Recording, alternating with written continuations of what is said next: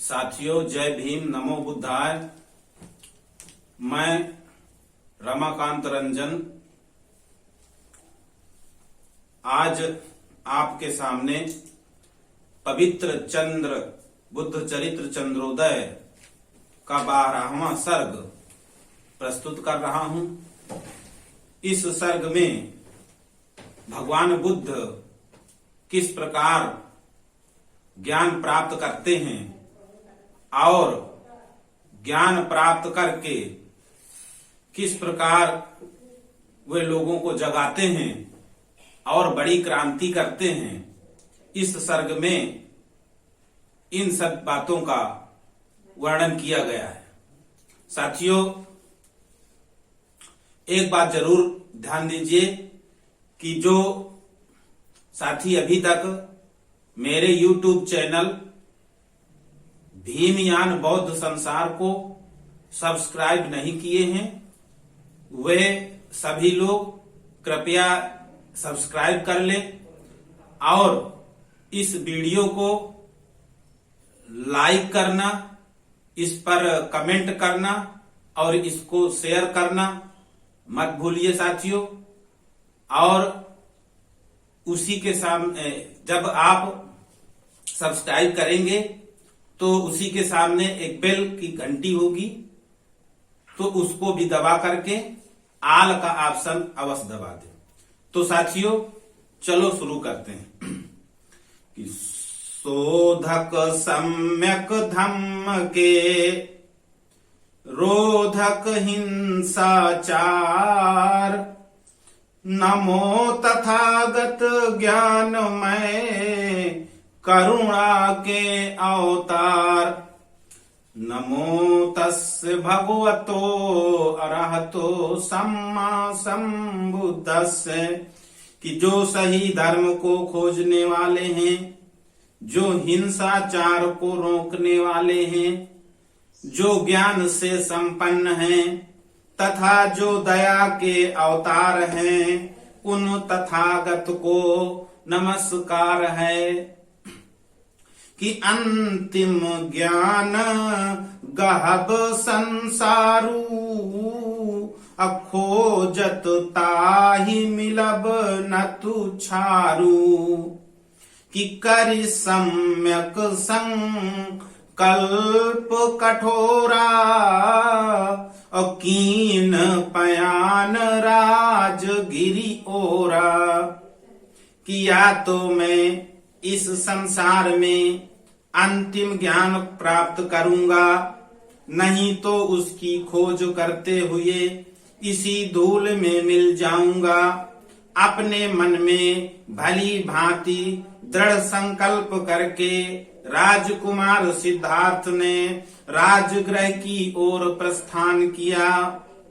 कि तारत तरत नदी नद नारन, और लांगी चले बन सैल पठारन, कि बिनु पद त्राण चरण जल जातू, और डासती पंथ अवनी तृण पातू, कि छोटी बड़ी नदियों और नालों को पार करते कराते वे वन पर्वत और मैदानों को लांघते हुए आगे बढ़े। उनके कमल के समान कोमल चरण बिना जूते के ही थे, अतः पृथ्वी उनके मार्ग पर घास पात बिछाती जाती थी।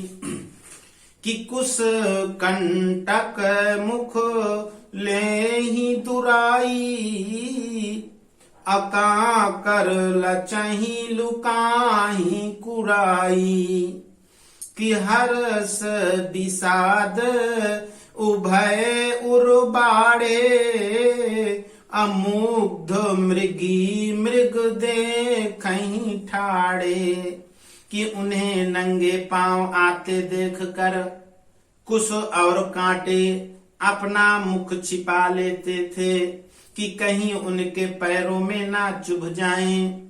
इसी प्रकार कठोर कंकड़ कुछ नर्म हो जाते थे और मार्ग में पड़ने वाले गड्ढे इधर उधर दुबक जाते थे। वन मार्ग से जाते समय मृग और मृगी मुग्ध भाव से खड़े होकर उन्हें देखने लगते थे। उनके हृदय में हर्ष और विषाद के भाव एक साथ ही बढ़ जाते थे कि रंगत संगहि शोधि सोने अधीन नयन हमहि विधिनोने कि सकहि न वंचित बोध संभारी अचकहि निहारी नगर नर नारी।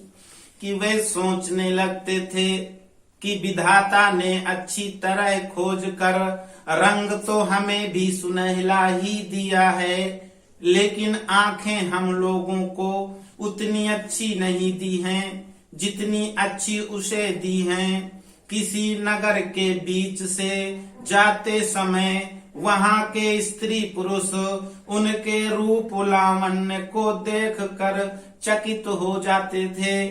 वे उन्हें देखकर अपने आप को भूल जाते थे कि देखी मुख चंद सब पावहि बड़ चित न चैन अमारि न पावहि पलक पट टारि न पावहि नैन। नमो तस्य भगवतो अरहतो सम्मा संबुद्धस्य। कि उनके मुख चंद्र को देख देख कर सबको चित्त में बड़ी शांति मिलती थी। वे ना तो पलक मार पाते थे और ना आंखें ही हटा पाते थे कि लखी मुख मंजू परम सुख लहही अजे देखहि ते देखत रही। कि बैठी रही जे आलस बाड़े अते लखी हो ही तुरंत ही ठाड़े। कि उनके सुंदर मुख को देखकर सबको अत्यंत सुख प्राप्त होता था। जो देखते थे वे देखते ही रह जाते थे। जो लोग आलस की अधिकता से बैठ जाते थे वे उन्हें देखकर शीघ्र ही खड़े हो जाते थे। कि जे जन ठाढ़ रही बढ़ी आगे अकरही प्रणाम उमगी अनुरागे। कि चलते बटोही ठिठक निज ठामू अमाथ नवाई करही परनामू।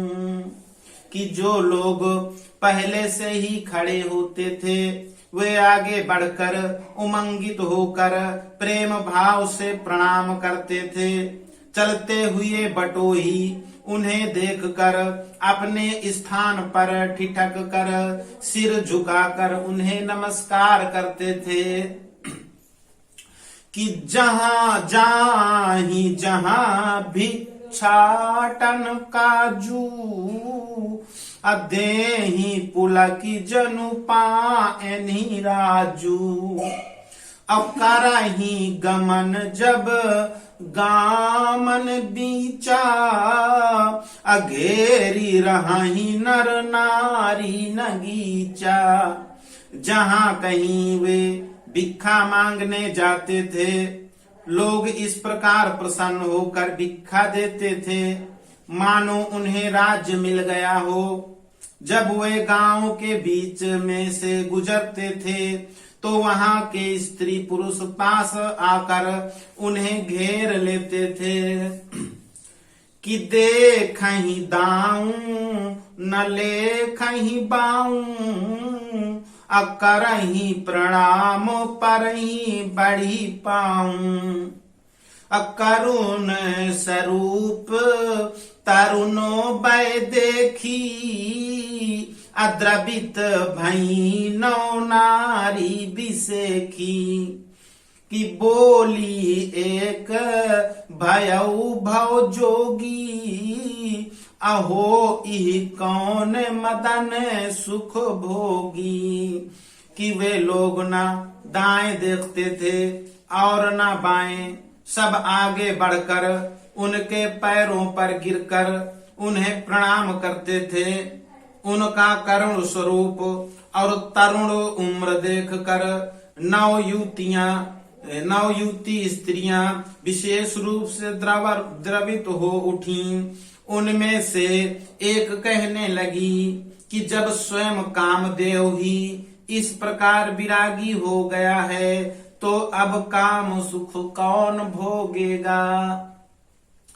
कि करें सतत बनवास सो परन कुटीर बनाई, बाजी बने भावन भवन और राजमहल सुखदाई। जब वह जंगल में पत्तों की कुटी बनाकर रहता है तो संसार में सुंदर भवन और सुखदायक राजमहल व्यर्थ ही बने हुए हैं। कि साथ हरिसो रमो दरवाजा लगा दो। कि साथ हरिसोई रहे जब सोई, असो इह सेज सुमन किमी कोई। असखियस गात करे जब पाले, आबादी बने बहुसाल दुसाले। कि मांग मधुकर जब तही खाने, और 56 भोग बने के ही लाने। कि जब वही घास पात की सैया पर सोकर रहता है तो फूलों की सैया पर कोई कैसे सोएगा। ऐ सखी, जब इस प्रकार का सुकुमार शरीर शीत में ठिठुरता रहता है तो अनेक प्रकार के साल दुसाले व्यर्थ ही बने हैं। जब उसे सूखी रोटी ही मांग कर खानी है तो 56 प्रकार के स्वादिष्ट व्यंजन किसके लिए बनाए गए हैं। कि अन्न कहे कुट दे बिछवाई, अहम रही गाँव बसहु किन आई। कि रोज दरस मिल जाई बिहन्ने, अजमपुर जाई सरगु का कन्ने। कि दूसरी कहने लगी मैं तुम्हें कुटी बनवा दूंगी, तुम हमारे गांव में आकर क्यों नहीं बस जाते। अगर हमें प्रतिदिन प्रातः काल तुम्हारे दर्शन मिल जाया करें तो फिर स्वर्ग का क्या करना है, वह जहन्नुम में चला जाए। कि पूछती आन कहाहू फुरमो से, अभयऊ की जोगी झरक झगरी घर से। कि जाहू बहुरी कछु अबहु नहानी, आबादी खुआरी न कराहू जवानी। एही विधि चरत करत निसबासु, अबीत गयऊ पथ पूरही मासु। कि दूसरी कहने लगी कि मुझसे सच सच बताओ, क्या अपनी घरवाली से झगड़ा करके जोगी बन गए हो? यदि ऐसा है तो तुम अब भी घर वापस चले जाओ, अपनी जवानी को व्यर्थ मत नष्ट करो। इस प्रकार चलते हुए और बीच में रैन बसेरा करते हुए पूरा 1 महीना व्यतीत हो गया। कि आए औ घट घाट जहां सम्मुख अगम दहार, नाव नखेवन हार तहां पैरी भय सरी पार। नमो तस्य भगवतो अरहतो सम्मा सम्बुद्धस्य। कि वे गंगा नदी के एक दुर्गम घाट पर आए, जहां सामने अथाह जल भरा हुआ था।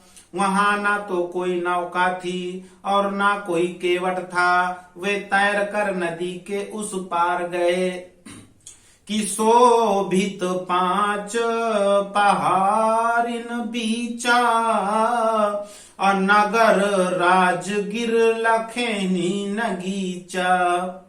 कि चूमहि सौंध शिखर नभताने, अकेतु पताक पवन फहराने।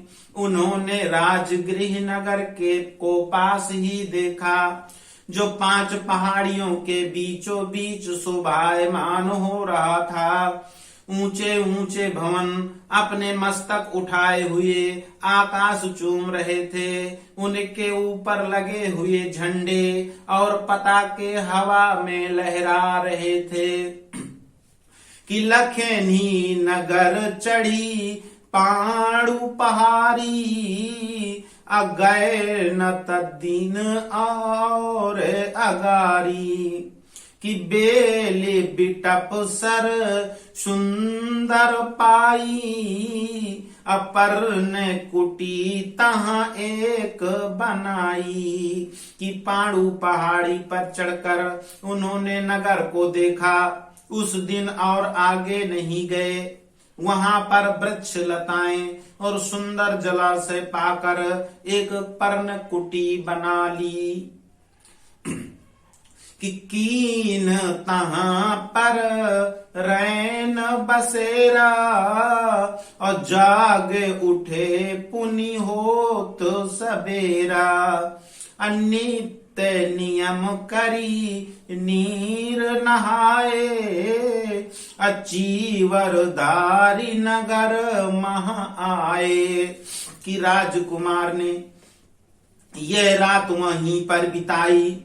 प्रातः काल होने पर जाग उठे, नित्य क्रिया से निवृत्त होकर स्नान किया और चीवर धारण करके नगर में आए।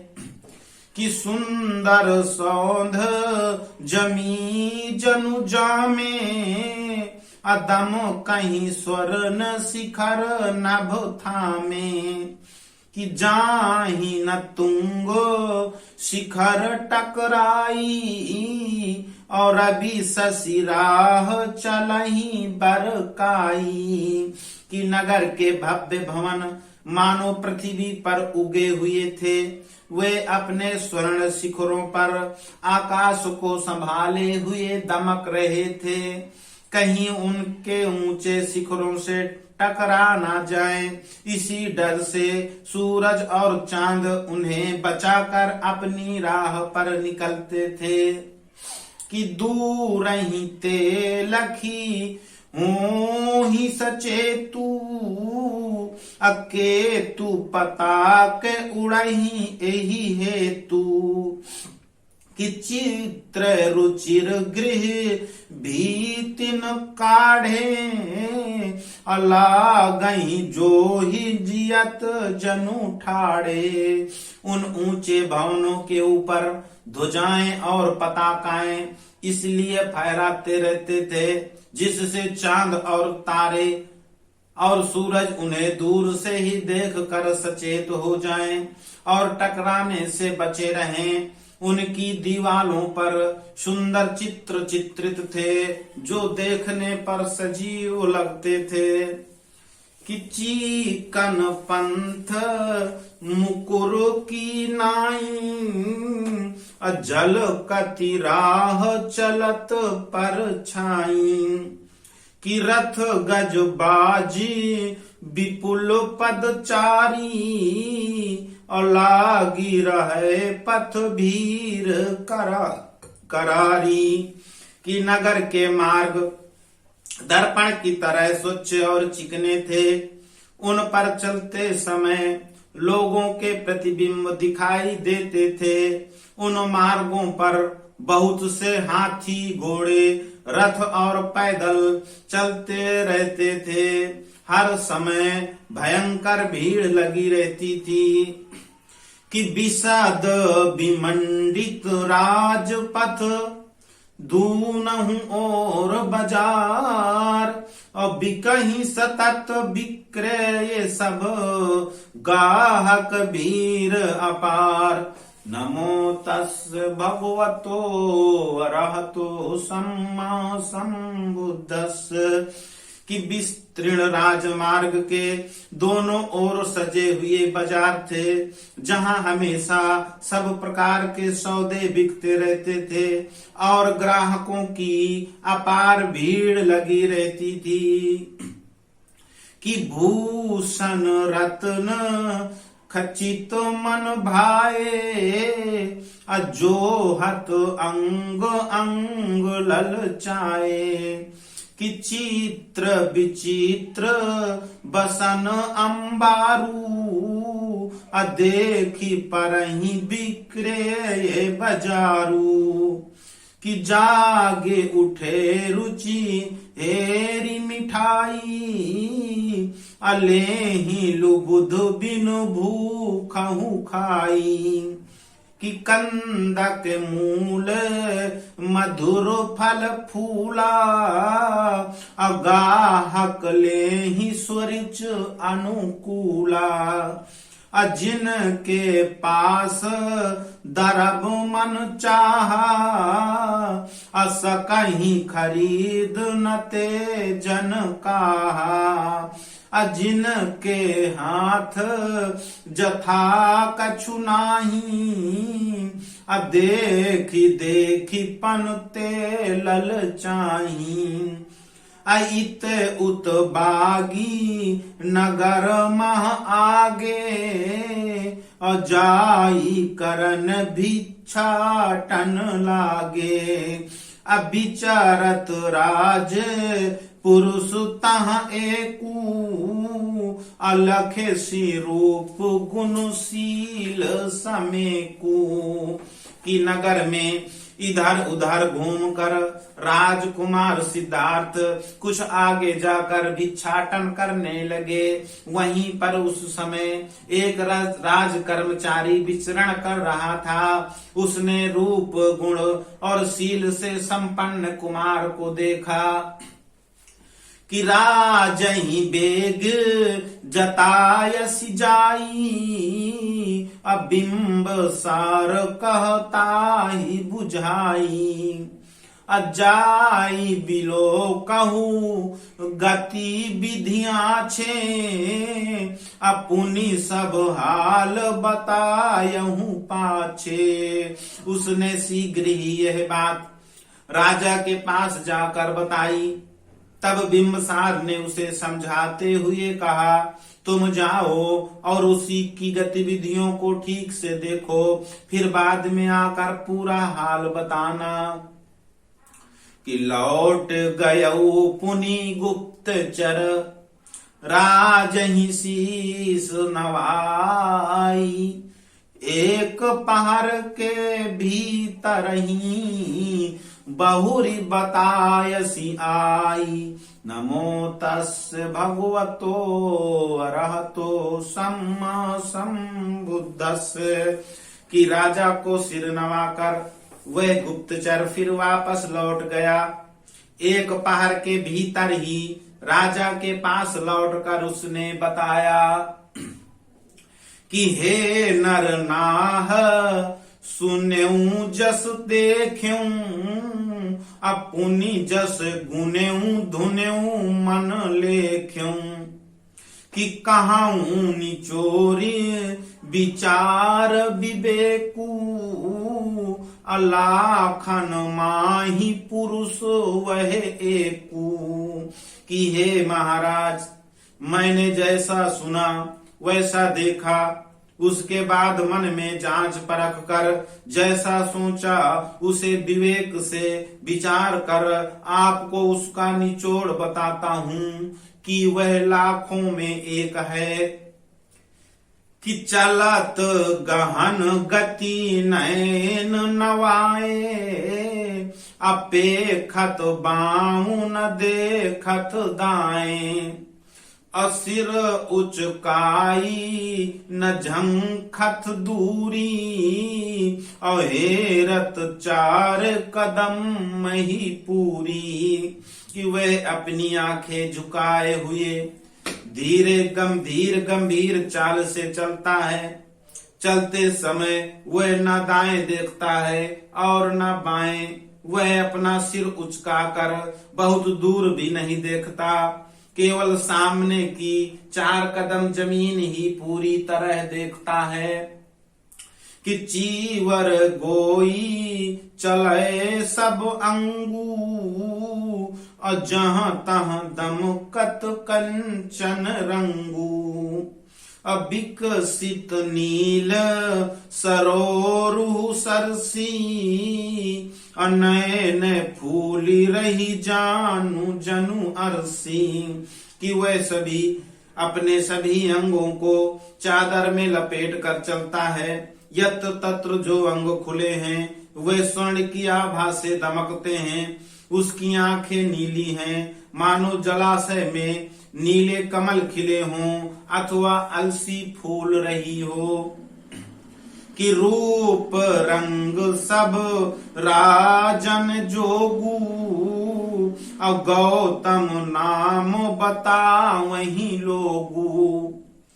किस धरत सजग पद पान छूछे, हंसत न बोलत बिन कछु पूछे।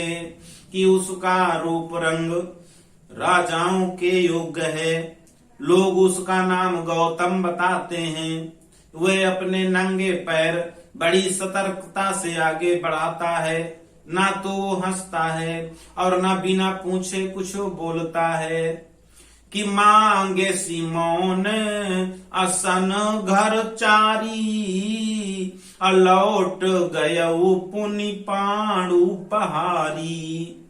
अब बसत तहां परिवास बनाई, अमोही बताए लोग लुगाई।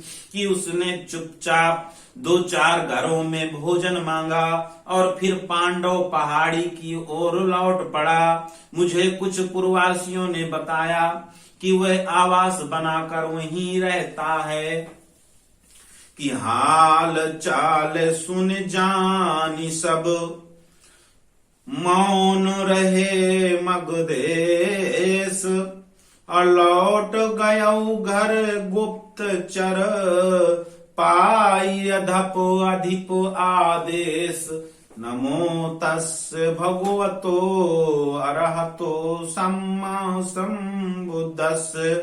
सब समाचार सुन जानकर फिर मगधेश्वर मौन ही रहे। गुप्तचर अधिपति का आदेश पाकर अपने घर वापस चला गया। कि सोधी समय शुभ पूरित भाऊ, गौतम पास गए जन राऊ। कि स्वच्छ शिला पर तरुवर छाही, बैठ विचार मगन मन माही। कि शुभ अवसर शोध कर तथा सद्भाव से भरकर राजा गौतम के पास गए। वे एक वृक्ष की छाया में स्वच्छ शिला पर बैठकर ध्यान मग्न थे।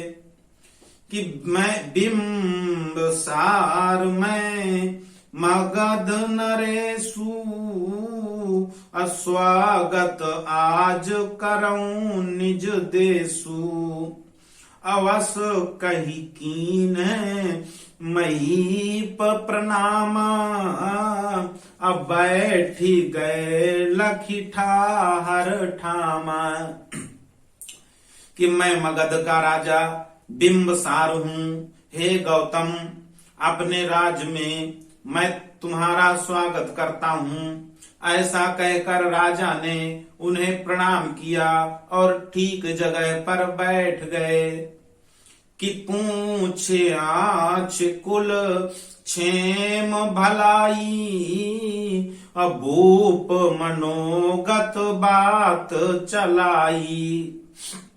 कि तात तुम्हार आही मम मीता, कबहू न भूल गए विपरीता। कुशल क्षेम पूछने के बाद राजा ने अपनी मनवांछित चर्चा चलाई कि हे गौतम, तुम्हारे पिता मेरे मित्र हैं, वे कभी भूल कर भी मेरे प्रतिकूल नहीं हुए। कि तुम मम पुत्र भयहु यही नाते, देऊं स्नेह सिखावन ताते। कि जेहि विदिते तौ मंगल होई, शपथ तुम्हारी चाहूं मैं सोई। कि मित्र के पुत्र होने से तुम मेरे पुत्र लगते हो, इसलिए मैं तुम्हें स्नेह पूर्वक शिक्षा देता हूँ। मुझे तुम्हारी सौगंध है, मैं वही चाहता हूँ जिससे तुम्हारा कल्याण हो। कि लीन तब भले ही विराग तुम, कीन तनी कही काजू। तदपि न चुनेहु विराग हित, नीक समय जुवराजु। नमो तस्य भगवतो अरहतो सम्मा संबुद्धस्य। कि वैराग तो तुमने ठीक ही लिया है, काम तो तुमने अच्छा ही किया है, पर हे युवराज, वैराग के लिए तुमने सही समय का चुनाव नहीं किया है। कि ओज तेज बल पौरुष खानी, काम मधुर फल देती जवानी। अहो ही प्रणय सुख भोग सुखारी, अप्रजनन कर्म करही नर नारी। कि मनुष्य की जवानी ओज तेज पराक्रम व पुरुषार्थ से परिपूर्ण होती है, वह मधुर काम फल देती है। इस उम्र में स्त्री पुरुष प्रणय सुख भोग कर सुखी होते हैं और संतान जन्मते हैं। कि बूढ़ भय बल पौरुष रीते, अच्छी जत काम तरुण भय बीते। कि बच्छ विराग भयसु भली सोई, अवासु धर्म फलदायक होई। कि वृद्ध होने पर मनुष्य बल पुरुषार्थ से रिक्त हो जाता है, युवावस्था व्यतीत हो जाने पर मनुष्य की काम वासना क्षीण हो जाती है। हे पुत्र, वैराग के लिए वही अच्छी उम्र होती है, क्योंकि वह शीघ्र ही धर्म फल देने वाली होती है। कि जो कछुरार भई घर माही, तो अस रूठ गए हित नाही। कि जो पितु मातु कटुक कछु भाखा, अच्छा रहूं क्षोभ न मानहु माखा। कि अगर घर में युवरानी से कुछ कलह हो गया है, तो इस प्रकार उससे रूठ जाने में कोई लाभ नहीं है। अगर माता पिता ने कोई कड़वी बात कह दी है, तो उसका बुरा मत मानो और क्षोभ छोड़ दो। कि काजु कठिन कछु बनहि न साही, अगुरु पितु मातु बकहि ऋषि हाई। कि सहाई सहर्ष रहै मुहताए, अबिगरहु बात बनै गम खाए।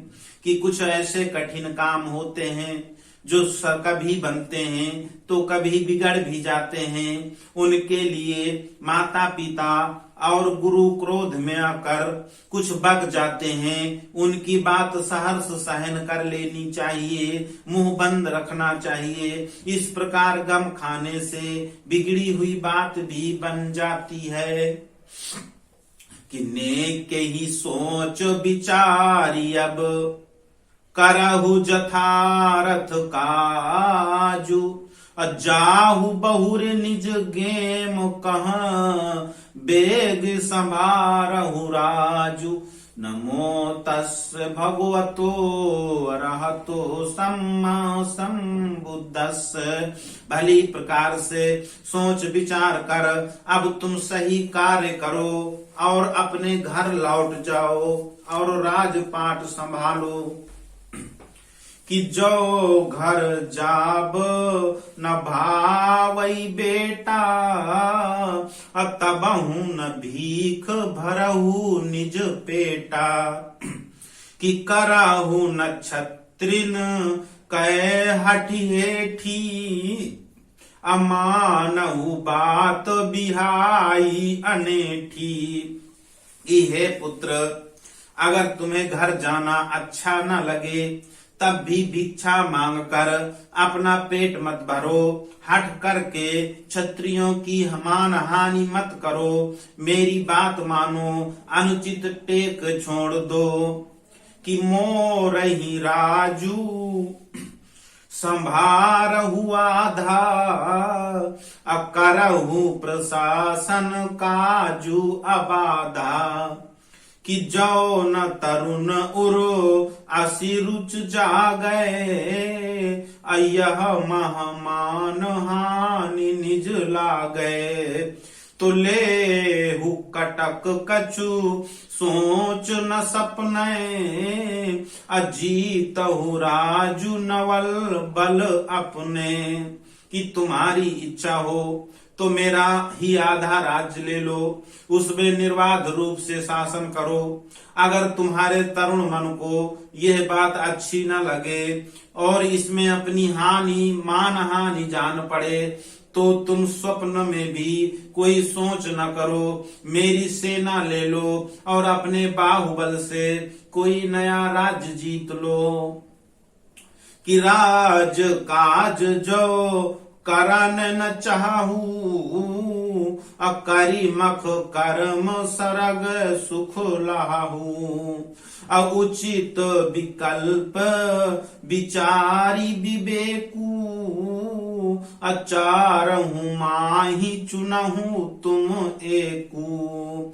अच्छारी महिप पद होहु न दीना, अजियहु न जीवन दैव अधीना। अगर तुम राज नहीं करना चाहते तो फिर यज्ञ कर्म करके ही स्वर्ग सुख प्राप्त कर लो। अपने विवेक से विचार करके इन चारों में से किसी एक विकल्प उचित विकल्प को चुन लो। राजपद को छोड़कर इस प्रकार दीन मत बनो, देव के अधीन होकर जीवन यापन मत करो। कि मोर सिखावन मानी तुम, लेहु जथा रुचि लाहू। भानु बंश औतंस जग, हो न ताहि तुराहु। नमो तस्य भगवतो अरहतो सम्मा सम्बुद्धस्स।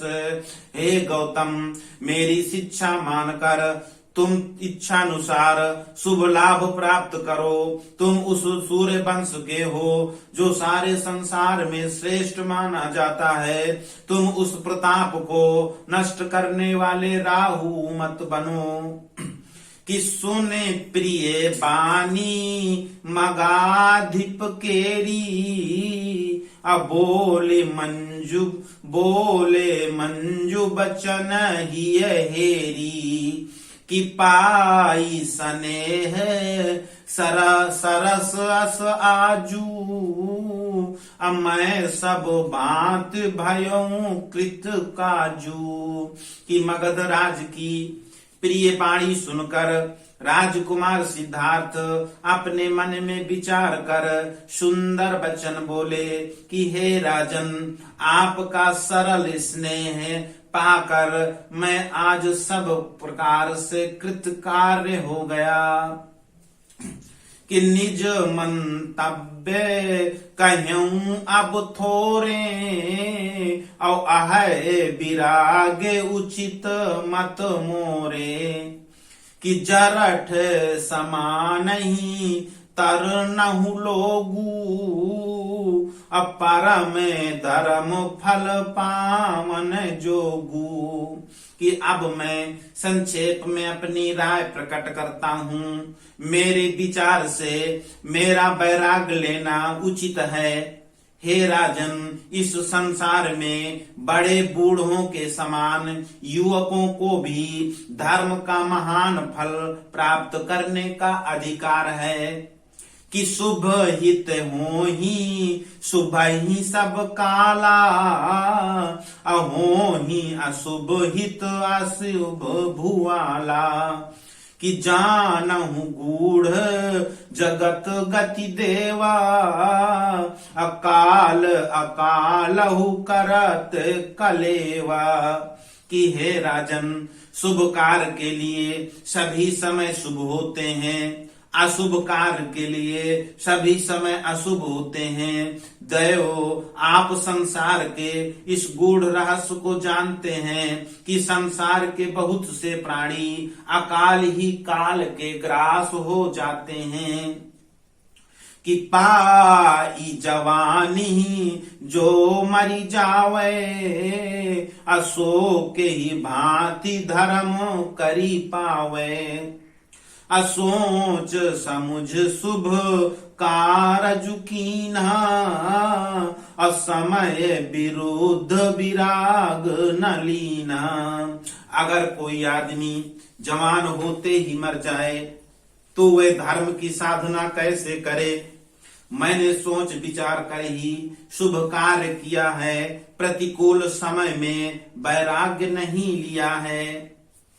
कि जो लगी दंपति रूप महा संग रहे हम दोई, तो लगी सील स्नेह रत रार न कीन्ह से कोई। नमो तस् भगवतो अरहतो सम्मा सम्बुद्धस्से। जब तक हम दोनों पति पत्नी के रूप में एक दूसरे के साथ रहे हैं, तब तक स्नेह और सील से सिक्त रहे हैं। हम दोनों में से किसी ने कभी कोई कलह नहीं किया है। कि गुरु पितु मातु सतत अनुकूला, कहे नीन भूल बचन प्रतिकूला। असब सुख जानी अनित्य असारू, निज रुचि राख तजहूं घरी बारू। कि माता पिता और गुरु सदैव हुई मुझ पर प्रसन्न रहे हैं। उन्होंने कभी भूल कर भी मेरे विरुद्ध कोई बात नहीं कही। सब प्रकार के सांसारिक सुखों को नश्वर और सारहीन समझकर मैंने अपनी इच्छा से ही घर बार छोड़ दिया है।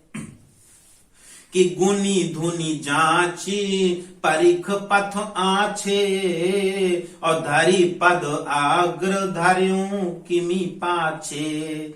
अतः तजी राज इतय अपनाऊं, अवश्य जड़ बुद्धि जगत कहाँ पाऊं।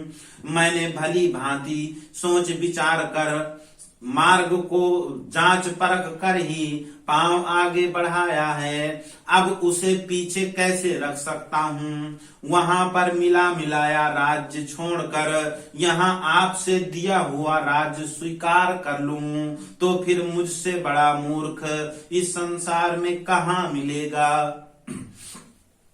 कि संतत शांति चाहूं सुखदाई, अकटक बटोर की करब लड़ाई, कि करी मख कर्म विहित पशु घातु, अचाही न मोहि सरग सुख तातु। मैं तो सदा से ही सुखद शांति का अभिलाषी हूँ, तो क्या अब सेना सजा कर युद्ध को जाऊंगा। हे तात, पशुवध के विधान से युक्त यज्ञ कर्म कर मुझे सुख स्वर्ग सुख की इच्छा नहीं है, कि स्वर्ग दूर मिले घर मोरे, तबहु न सो सुख भोगब भोरे। अगही सन्नास तजही घर बारू, अतिन कर गेह सकल संसारू। तो स्वर्ग तो दूर है, अगर पशु वध करके घर बैठे ही मुझे स्वर्ग का सुख मिल जाए, तब भी मैं उसे भोगने के लिए तैयार नहीं हूँ। जो लोग वीतराग होकर घर बार छोड़ देते हैं, तो सारा संसार ही उनका घर बार हो जाता है। कि थोरहु पाई मनाई मन, करही बहुत संतोष, अतिन कहा भिक्षाटन करत, होय न कौनहु दोष। नमो तस्य भगवतो अरहतो सम्मा सम्बुद्धस्य। कि वे थोड़ा पाने पर भी अपने मन को मनाकर बहुत संतोष कर लेते हैं, उन्हें भिक्षा मांगने में कोई दोष नहीं होता है। कि जे जन में कुल छाप लगाई, और राखही वंश प्रथा गरुलाई। अब बहु जन बनही बनऊ तेहि माटी, अब बांधी सकै किमि कुल पर पाटी। कि जो अपने कुल की छाप लगाकर पैदा हुए हों, वे लोग अपनी वंश प्रथा को गले लगाए रहें। मैं तो उसी मिट्टी से बना हूँ जिससे संसार के अधिकांश लोग बने हैं। मुझे कोई कुल परंपरा बांध कर कैसे रख सकती है। कि काट्यूं राग जनित भव फंदा, अपरा में स्वतंत्र भयं स्वच्छंदा। अमय न अधीन तुम ही मही पालू, अनख सिख बाध्य जगत जंजालू।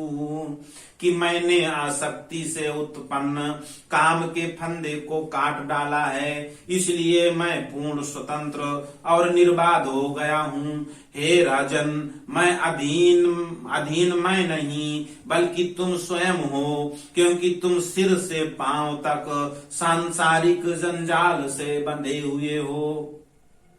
कि मन संतोष परम धन मोरे, अखट कहीं भाव अभाव न भोरे। अमय नहीं रंक आहो तुम राऊ, अजाहि निरंतर खलत अभाऊ।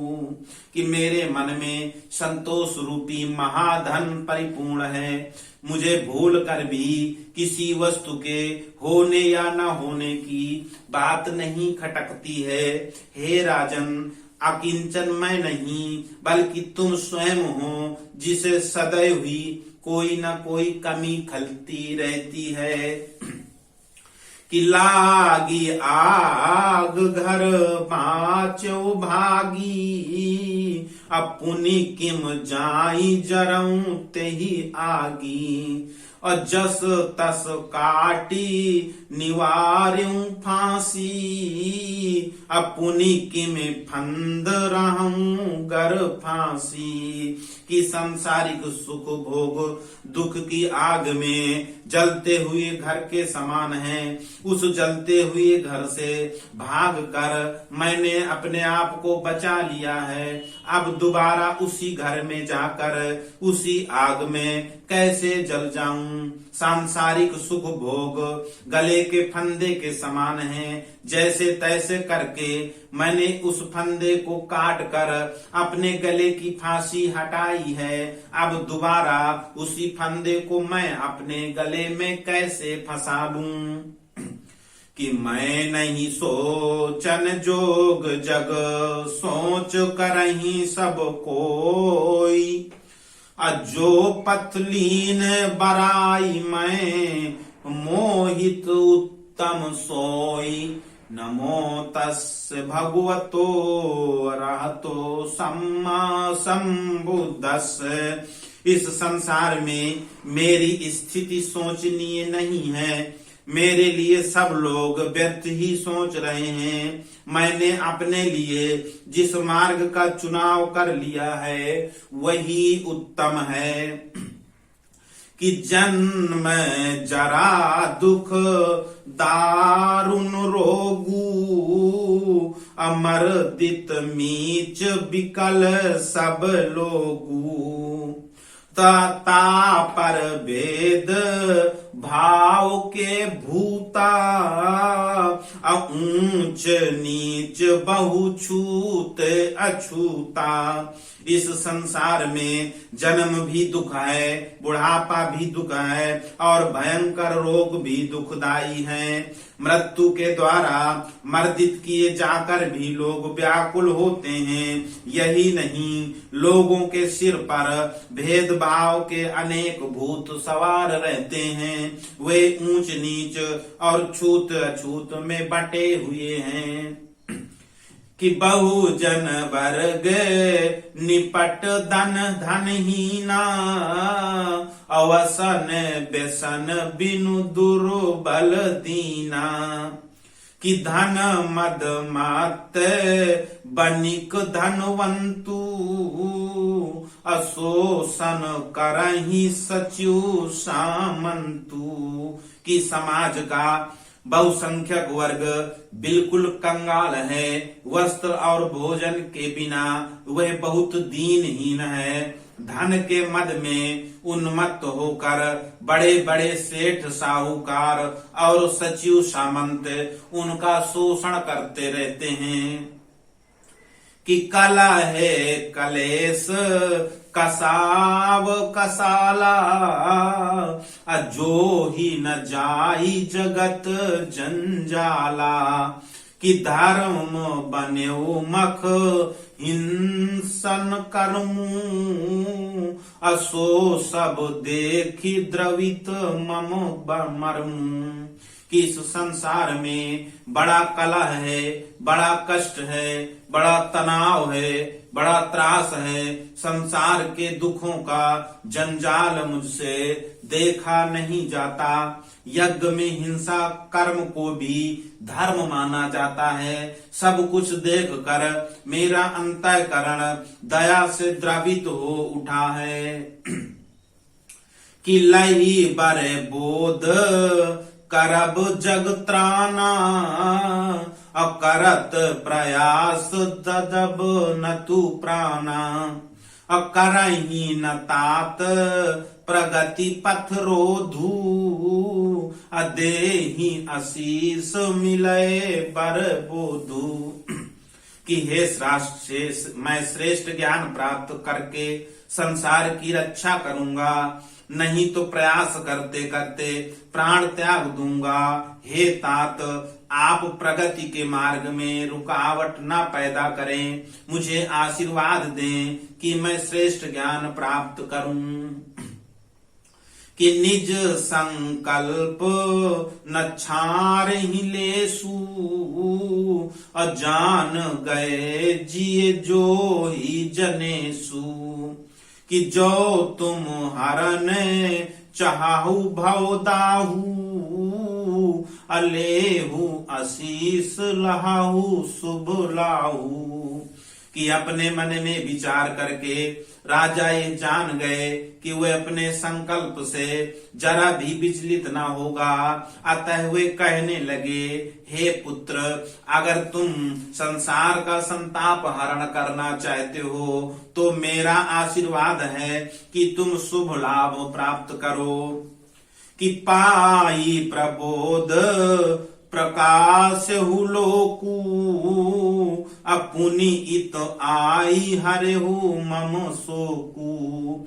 अचलन चाहूं अब अनुमत देहू, अमाथ नवाई गए निज गेहू। कि उत्तम ज्ञान प्राप्त करने के बाद उसके प्रकाश से संसार को प्रकाशित करना, फिर यहाँ आकर मेरा शोक भी दूर करना। मैं भी चलना चाहता हूँ, मुझे जाने की अनुमति दे दो। इतना कहकर महाराज बिंबसार उन्हें प्रणाम करके अपने आवास को चले गए। कि गेह गए जन राई रही, मन भाई अरण्य छटा अलबेली।